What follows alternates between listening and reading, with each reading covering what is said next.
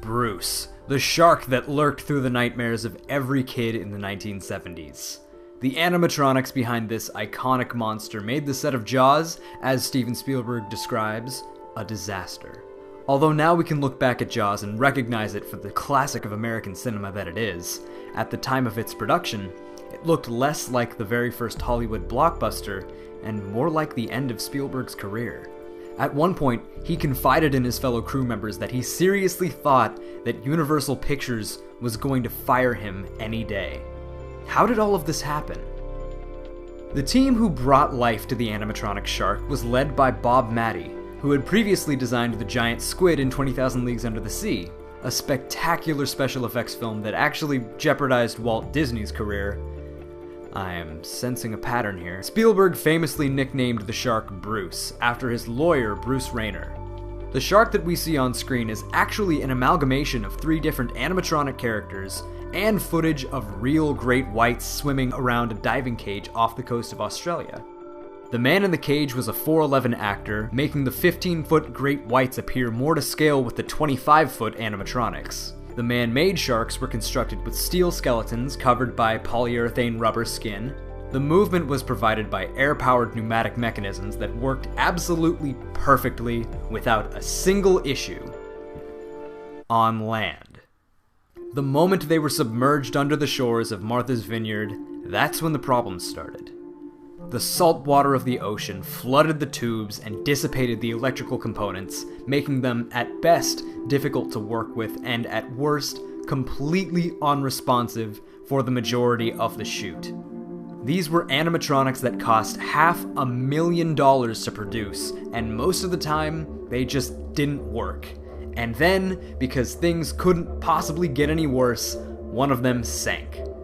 On a beautiful late summer day, one of the animatronic sharks capsized during filming and sat on the ocean floor until the crew could get it back up onto land.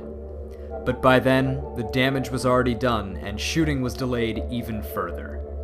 Spielberg, tasked with fixing this mess, was losing his mind, and that is when ingenuity kicked in.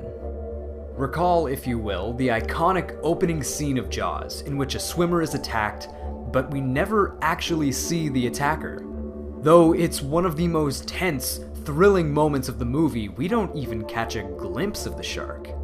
Spielberg credits Peter Benchley, the author of the original novel, for this, as he described the initial attack, but never the shark. Instead, we are left with this primal fear as our imaginations fill in the gaps.